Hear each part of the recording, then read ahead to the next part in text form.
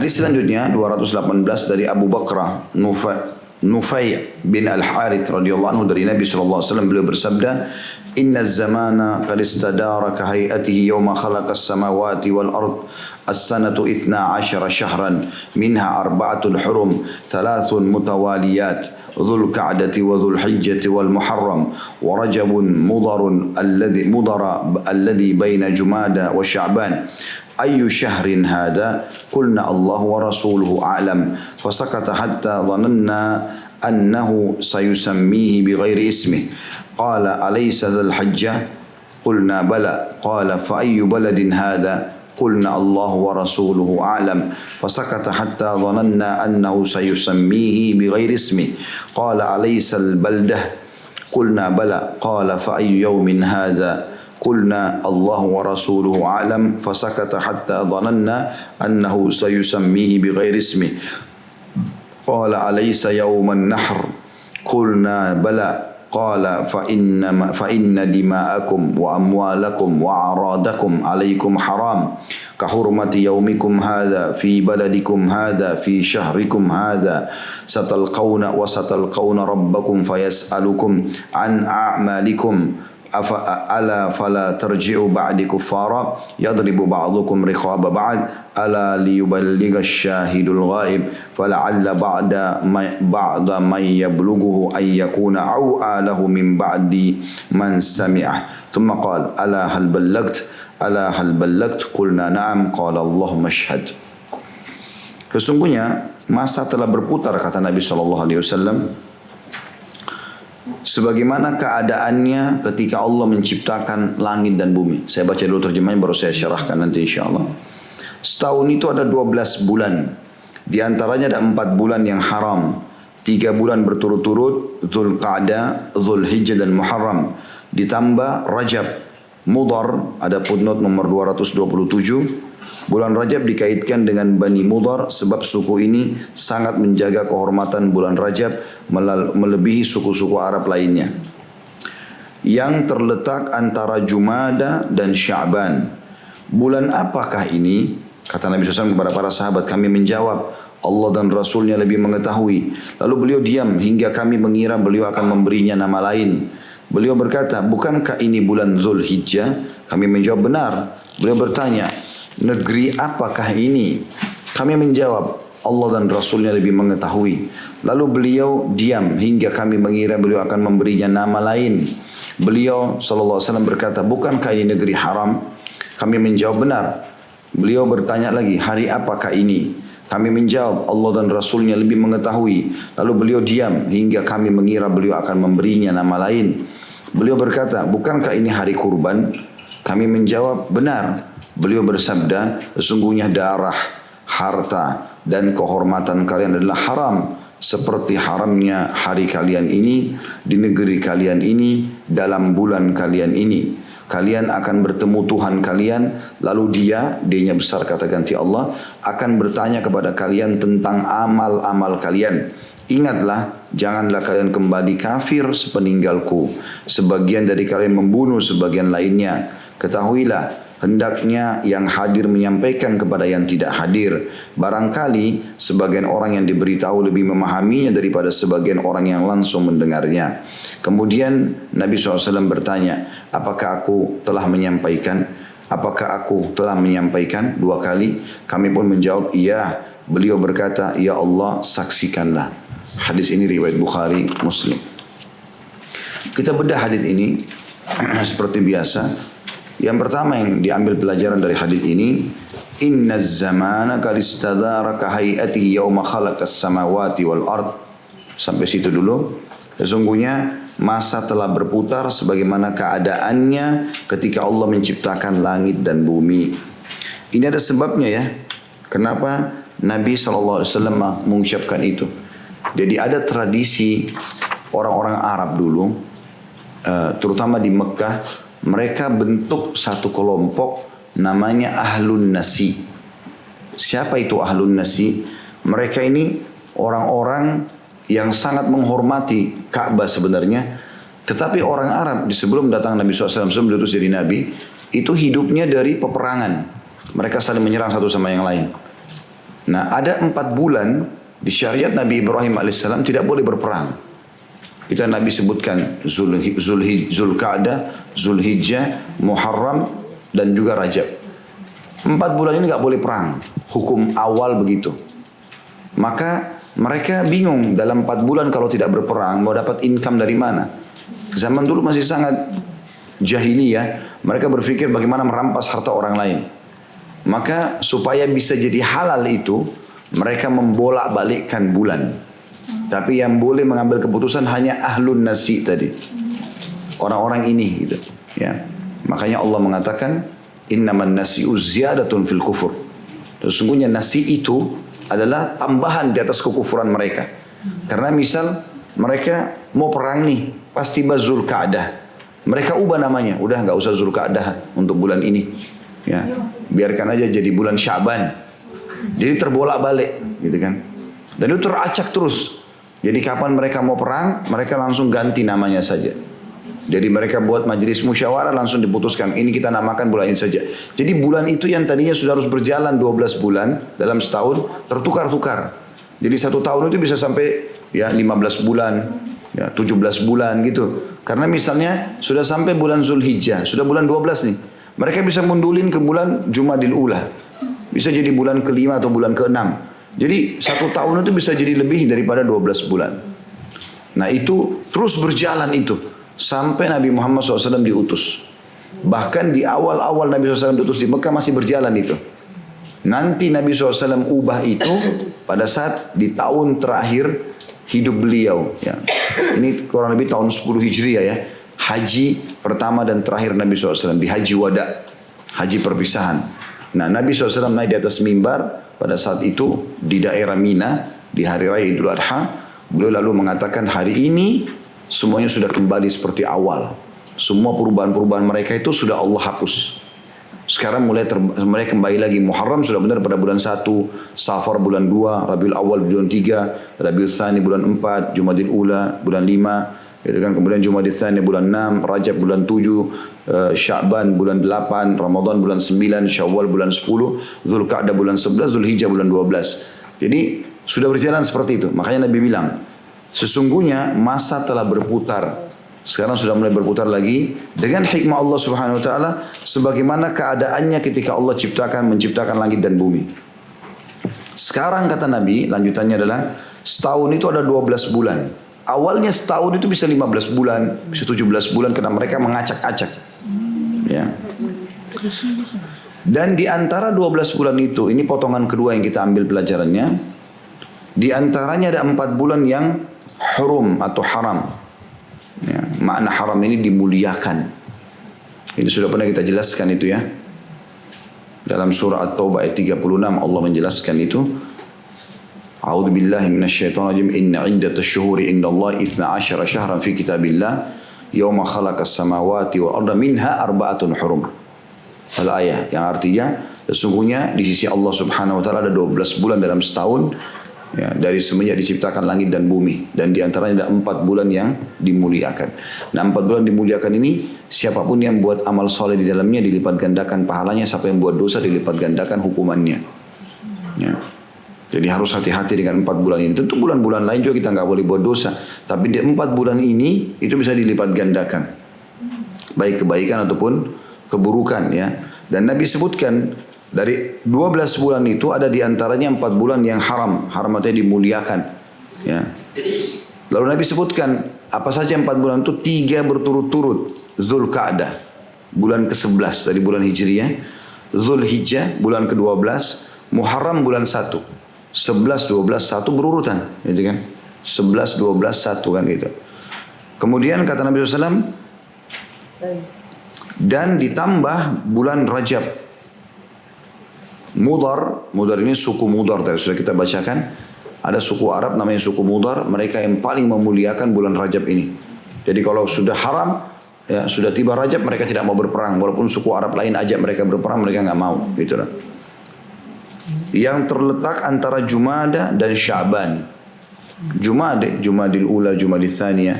Ya ini bulan ke-4 dan ke-5. Tadi bulan ke-5 dan bulan ke-6. Ya.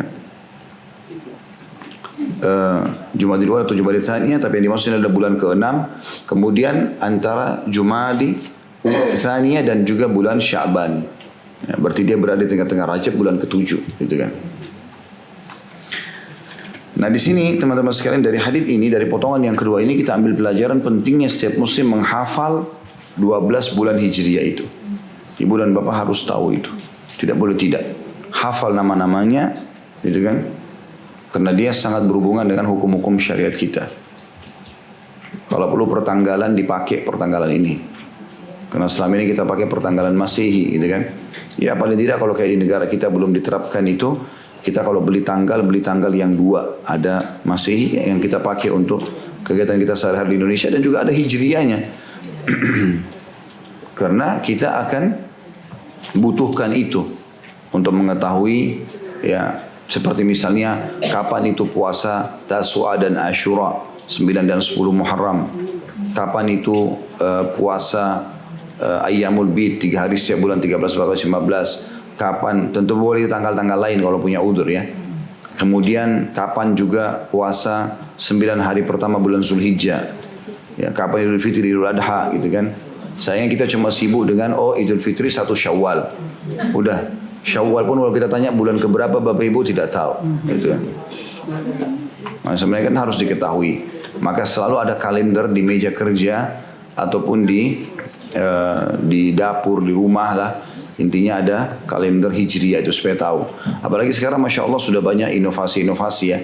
Jadi kayak hari Senin itu lingkarannya dikasih beda warnanya, Ayyamul Bid dibedain warnanya supaya kita tahu, dan di bawah ditulis keutamaannya puasa ini. Maka itu sangat bagus ya. Ya, karena selain bulan Ramadan yang perlu kita kejar amal saleh, juga ternyata ada 4 bulan ini yang akan dilipat gandakan pahala, gitu kan. Jadi bulan Zulhijjah, bulan Zulqa'dah, Zulhijjah, dan juga bulan Muharram serta bulan Rajab.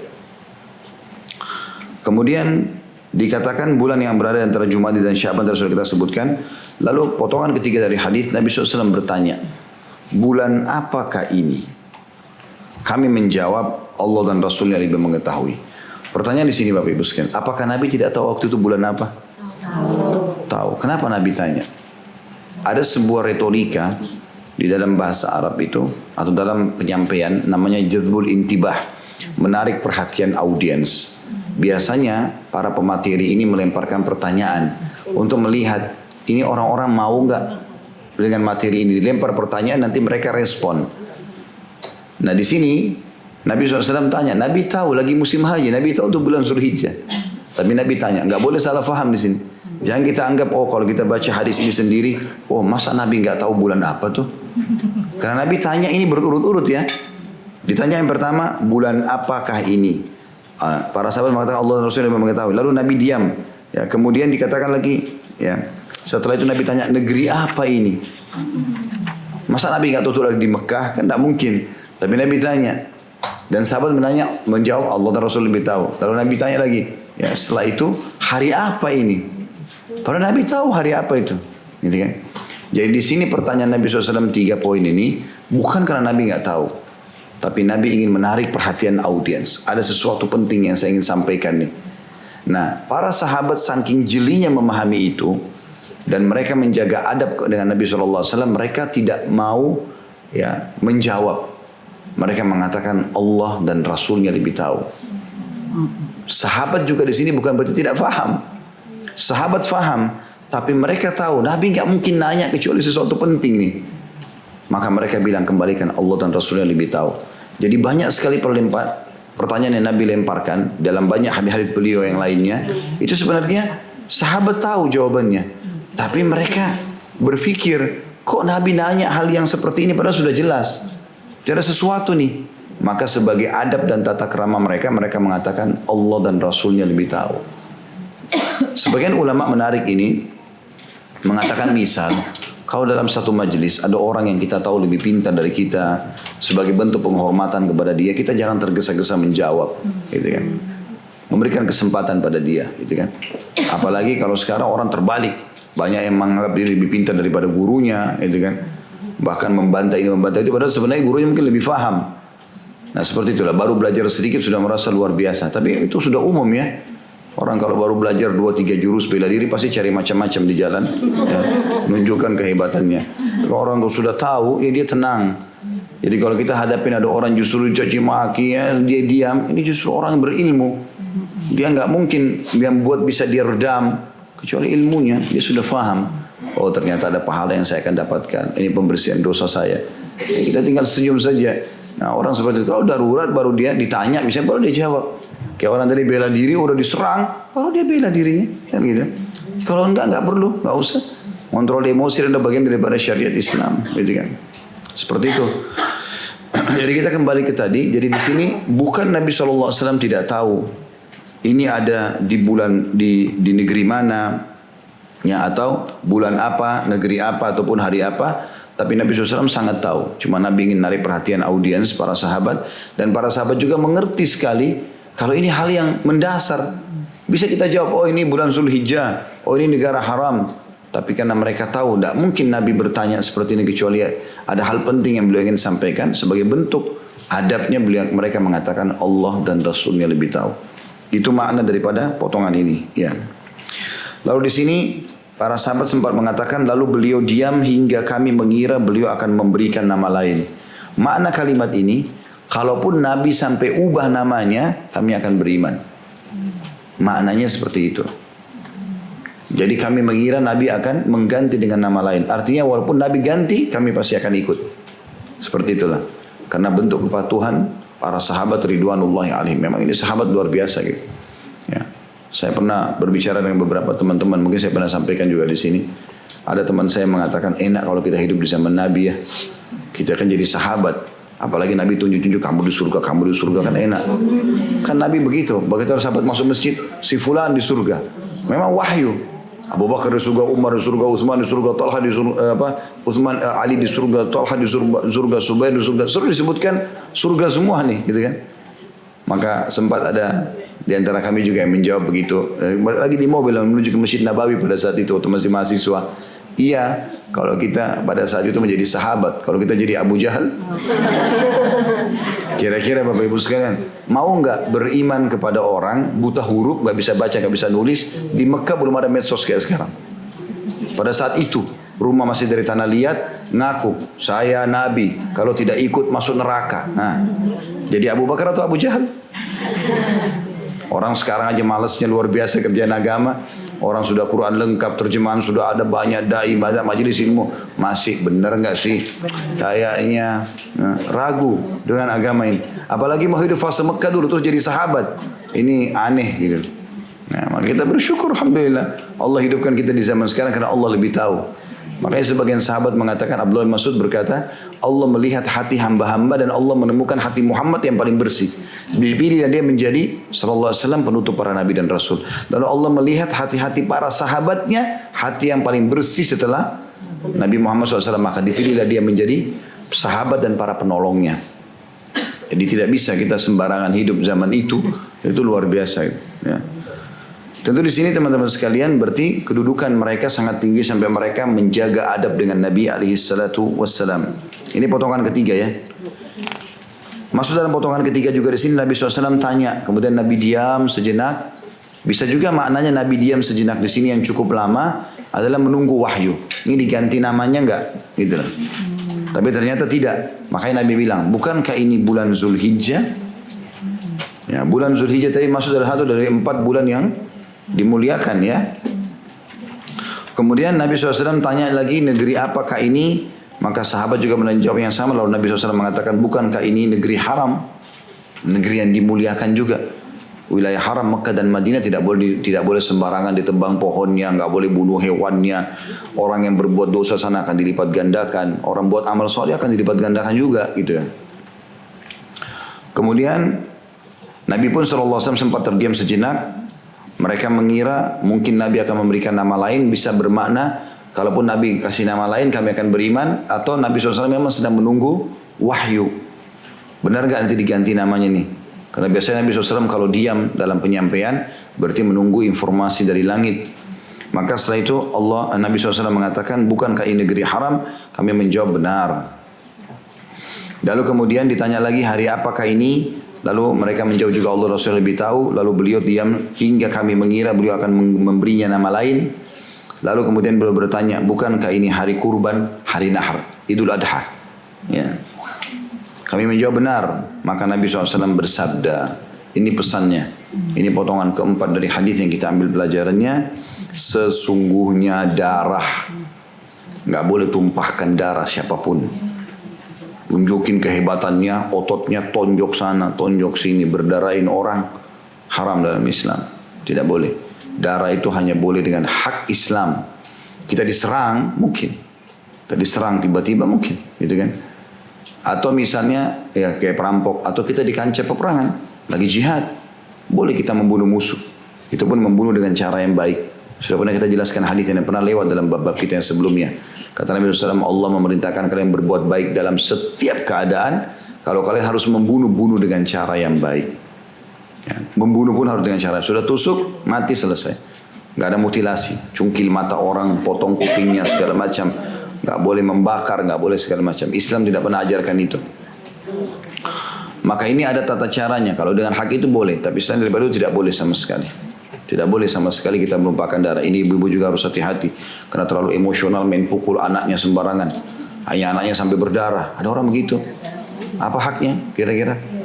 Merasa apa? Sekarang saya tanya ibu-ibu yang suka begini. Ibu punya andil apa di anak itu?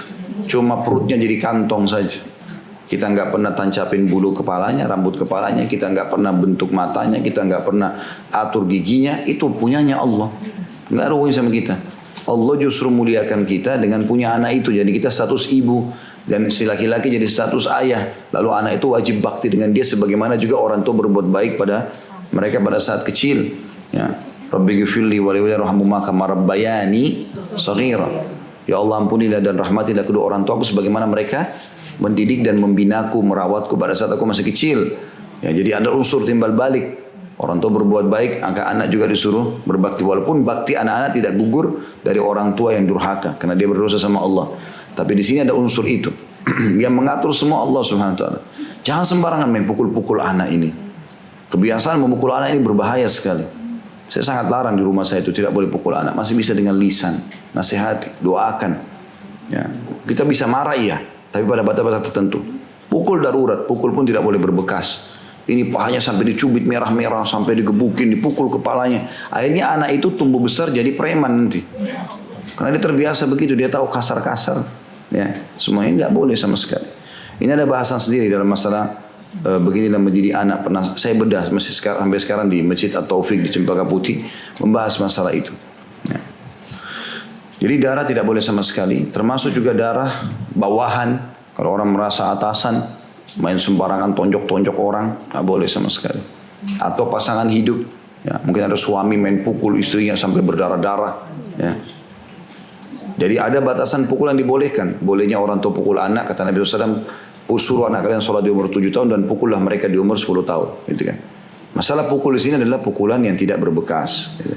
Kemudian juga suami boleh memukul istri yang nusyul, membangkang. Dalam surah An-Nisa dinasihati dulu, tidak mau dengar, dihajar, diboikot, diranjang, tidak mau dengar, maka Allah mengatakan fadribuhun. Tapi pukulan ini juga pukulan-pukulan yang punya batasan-batasan dalam syar'i. Kemudian yang kedua harta yang haram. Jadi tidak boleh manipulasi data, tidak boleh membuat segala macam kebohongan-kebohongan demi untuk mendapatkan harta orang lain. Dan kehormatan kalian, nama baik. Jangan kita cemburu. Orang ini kenapa cantik, kenapa gagah, kenapa kaya, kenapa pintar. Tidak boleh kita cemburu dengan begitu. Kita syukuri nikmat Allah kepada kita. Allah janji kalau bersyukur Allah akan tambah. Kita nikmati jalan, sudah. Kita tidak boleh menghina diri sendiri. Menghina diri sendiri pun, kok saya jelek ya, kok saya hitam ya, kok saya begini. Menghina ciptaan Allah. Ibu dan bapak punya andil apa di tubuh kita ini? Tidak ada sama sekali. Punyanya Allah Subhanahu Wa Taala. Allah pinjamkan saja kepada kita. Kita bahkan tidak bisa buat apa-apa dengan tubuh ini. Kita cuma bisa merawatnya saja. Gitu. Kata Nabi SAW, saya ulangi, sungguhnya darah, harta dan kehormatan kalian adalah haram. Seperti haramnya hari kalian ini. Hari Nahar, Idul Adha, termasuk hari yang dimuliakan. 10 awal bulan Zulhijjah. Itu 10 awal bulan Zulhijjah, hari-hari terbaik sepanjang tahun. Dari pertama diciptakan langit dan bumi. Ya, Nabi SAW menyebutkan masalah itu, bahwasanya 10 hari pertama bulan Zulhijjah adalah amal-amal hari-hari terbaik yang dimana semua amal soleh dikerjakan paling Allah cintai. Puncaknya hari Idul Adha. Saya sudah pernah jelaskan itu ya, tentang keutamaan 10 awal bulan Zulhijjah. Maka di puncaknya di Idul Adha itu, kita yang paling ibadah tertinggi adalah haji, kemudian berkurban, ya, kemudian puasa 1 hari sebelumnya hari Arafah, ya, kemudian bertakbir, bertahlil dan seterusnya selama 4 hari hari Nahar Idul Adha dan 3 hari-hari tasyrik setelahnya. Ini semua adalah hari-hari yang sangat mulia. Allah muliakan hari ini. Jadi tidak boleh dicoreng. Bahkan salah satu yang diharamkan berpuasa adalah di Idul Adha dan Idul Fitri. Nah, dia suruh kita bergembira, menikmati makanan dan seterusnya. Di negeri kalian ini, maksudnya wilayah haram Mekah, tidak boleh sama sekali ada pelanggaran-pelanggaran agama. Kalau ada maka akan lebih berat hukumannya. Tentu orang yang pernah lakukan semoga Allah maafkan. Yang jelas kalau kita belajar ilmu, yang kita tahu dari sekarang sudah faham ke depan. Sebelumnya adalah masa lalu seseorang, tidak ada hubungannya sama sekali. Dia belum faham, dia istighfar, taubat kepada Allah. Atau dia masih lalai. Tujuan kita belajar seperti hadis ini hari ini, ya hari ini ke depan. Perbaiki diri. Itu yang benar. Bagaimana seseorang mengambil ilmu lalu dia terapkan mulai hari ini ke depan. Ya, tanpa harus peduli dengan lisan orang. Kamu berubah ya, kamu begini ya, kamu so alim. Biarin aja dia ngomong. Kemudian dalam bulan kalian ini, maksudnya bulan Zulhijjah. Lalu dari 4 bulan yang dimuliakan tadi. Kemudian kita masuk ke potongan yang ke-6 dari hadis atau 5, maaf. Yang kelima, kalian akan bertemu Tuhan kalian dan Dia akan bertanya kepada kalian tentang amal-amal kalian. Ya, makna kalian akan bertemu dengan Tuhan kalian, betul-betul kalian akan melihat Tuhan kalian, bertemu dengan Allah Subhanahu wa taala. Nah, ini sudah pernah kita jelaskan. Pertama kali kita bertemu dengan Allah nanti di mahsyar, sebagaimana sabda Nabi SAW, kalian akan bertemu pertama kali dengan Tuhan kalian di mahsyar dalam bentuk cahaya yang terang seperti bulan purnama. Sampai para sahabat mengatakan, ya Rasulullah, apakah kami akan melihat Tuhan kami pada hari kiamat? Kata Nabi SAW, apakah kalian terhalangi untuk melihat matahari tanpa awan, bulan juga tanpa awan? Kata para sahabat, tentu tidak ya Rasulullah. Kita kalau tidak ada awan bisa lihat matahari dengan terang. Malam juga tidak ada awan yang tutup bulan, kita bisa lihat bulan dengan terang. Kata Nabi SAW, seperti itu kalian akan melihatnya nanti. Itu penglihatan secara umum. Ya. Belum nampak zatnya Allah yang mulia, tapi masih ada hijab penutup. Pertama kali nanti akan melihat Allah SWT itu adalah ahli surga dalam zat yang sempurna. Sebagaimana hadis pernah kita sampaikan, kalau ahli surga sudah masuk semua ke dalam surga, tidak lagi ahli surga di neraka. Termasuk orang yang banyak dosanya kan dibersihkan dulu di neraka. Itu udah keluar semua di neraka, tinggal orang yang kekal, musyrik, munafik, dan orang-orang kafir. Wa na'udzubillah, semoga Allah selamatkan kita dari mereka. Kemudian kita akan, semua sudah masuk surga, Allah akan bertanya, apakah kalian sudah puas wahai ahli surga? Mereka bilang, kami mau apa lagi ya Allah? Setelah Engkau selamatkan kami dari neraka dan Engkau masukkan kami ke dalam surga. Ibnu Qayyim rahimahullah menjelaskan, di istana ahli surga nanti di bagian belakang itu ada pintu bagian belakang. Kalau dia buka dia bisa lihat neraka setiap saat. Supaya dia terus bersyukur, alhamdulillah saya enggak masuk situ. Itulah. Sehingga mereka bilang, ya Allah nikmat apa lagi, kami selamat dari neraka dan kami masuk surga. Gitu kan? Maka Allah pun mengangkat hijabnya dan pertama kali mereka melihat wajah Allah yang mulia. Disitulah mereka semuanya serentak mengatakan, ya Allah tidak ada nikmat mengalahkan melihat wajahmu yang mulia. Allah pun menampakkan dirinya dalam sehari 2 kali, pagi dan petang, gitu kan, sebagai bentuk nikmat. Maka makna kalimat kalian akan bertemu Tuhan kalian, pasti kalian akan ketemu itu. Sudah kita jelaskan tadi. Lalu apa yang Allah SWT akan lakukan? Di mahsyar dia akan bertanya tentang amal-amal kalian. Yang saya perintahin, kamu sholat nggak? Kamu puasa nggak? Kamu zakat nggak? Kamu begini dan begitu nggak? Ditanya. Kenapa kau lakukan ini? Kenapa kau tidak lakukan ini? Dia akan bicara. Dalam sebuah hadis yang lain, riwayat Bukhari Muslim, kata Nabi SAW, sungguhnya tidak ada seorang pun di antara kalian kecuali akan berbicara dengan Tuhannya berdua tanpa ada penterjemah. Allah akan tanya, kenapa kau buat ini hambaku? Kenapa begini? Akan bicara begitu. Ya. Kemudian potongan selanjutnya yang ke-6, ingatlah, janganlah kalian kembali kafir sepeninggalku. Sebagian dari kalian membunuh sebagian yang lain. Ini larangan Nabi SAW untuk berperang di antara kaum muslimin. Ya. Ini bahkan pernah terjadi di Indonesia nih. 2 kelompok, sini takbir, sana takbir. Siapa yang mau dibunuh ini? Gitu. Kenapa muslim sama muslim? Dari mana ajarannya? Nggak boleh sama sekali. Membunuh orang yang sudah jadi muslim tidak boleh kecuali sesuai dengan hak syar'i. Dia misalnya melanggar, dia membunuh, pemerintah tangkap, pemerintah boleh hukum mati dia. Kisos gitu kan. Atau tadi saya bilang kita diserang tiba-tiba ibu-ibu mau diperkosa oleh penjahat, mau dirampok, lalu melawan. Sampai pernah ada sahabat mengatakan, ya Rasulullah, kalau ada orang yang mau merampok saya, kata Nabi, qatilhu, perangi dia, lawan dia. Dia bilang, bagaimana kalau saya terbunuh? Kata Nabi SAW, kau mati syahid. Bagaimana kalau saya bunuh dia? Dia di neraka. Dan kau tidak berdosa. Tapi itu ada syaratnya. Tidak semuanya orang bisa dibunuh gitu kan. Maka kita harus mengetahui masalah ini. Tidak boleh kita saling berperang satu sama yang lain. Saya pernah ceritakan Usama bin Zaid radhiyallahu anhu yang membunuh orang gara-gara syahadat. Dia tangkis-tangkisan saling serang. Begitu kalah si kafir, mau ditebas, asyhadu an la ilaha illallah wa anna Muhammadar Rasulullah. Syahadat langsung. Usama bingung nih, tebas enggak nih? Tadi kan dia serang saya gitu kan. Kira-kira kalau kita di posisi Usama mungkin kita pilih yang sama gitu kan. Dia lama berpikir, ini bohong nih, tebas, mati. Maka ada sahabat di sebelahnya orang Ansor nasihati, hai Usama, bagaimana kau bisa bunuh orang sudah syahadat? Kata dia syahadat kena takut dia pedang saya. Tadi kalau saya nggak kalahin dia bisa bunuh saya nih, gitu kan? Maka semua sahabat diam. Sampai di Madinah mereka tanya, Nabi SAW panggil Usama, apa kau benar lakukan itu? Dia bilang iya. Dia bilang, hai Usama, kenapa kau lakukan? Dia bilang, ya Rasulullah, dia bunuh karena dia takut. Saya bunuh karena dia takut. Dia syahadat karena dia takut dia pedang saya. Kata Nabi SAW, kau belah dadahnya sampai kau tahu dia benar atau tidak. Terus saja Nabi SAW ulang itu, kata Usama, saya berharap jadi mu'allaf, baru masuk Islam sekarang. Karena takutnya dengan dosa itu, gitu kan? Jadi tidak boleh sembarangan. Mengkafirkan orang itu berat, tidak boleh sembarangan. Walaupun perbuatannya terarah ke sana. Ya, sebagian ulama justru menjelaskan juga tidak akan ada predikat kafir pada seseorang yang tadinya beriman kecuali telah tegak padanya hujjah, argumentasi, sampaikan pada dia. Karena ada orang berbuat mungkin amal kekufuran tapi dia tidak tahu kalau itu kekufuran misalnya. Harus sampai padanya tegak hukum, tegak argumentasi itu. Ini hukumnya nggak boleh loh, kena begini, kena begini, kena begini. Bahkan hukuman Allah SWT tidak akan datang ke satu negeri sampai kepada mereka informasi tentang hukum halal haramnya Allah. Wa ma kunna mu'adzibina hatta nab'atsa rasula. Kami tidak akan pernah menyiksa satu negeri sampai kami utus kepadanya rasul menyampaikan tentang hukum-hukum itu. Potongan selanjutnya yang ketujuh dari hadis adalah ketahuilah hendaklah yang hadir menyampaikan kepada yang tidak hadir.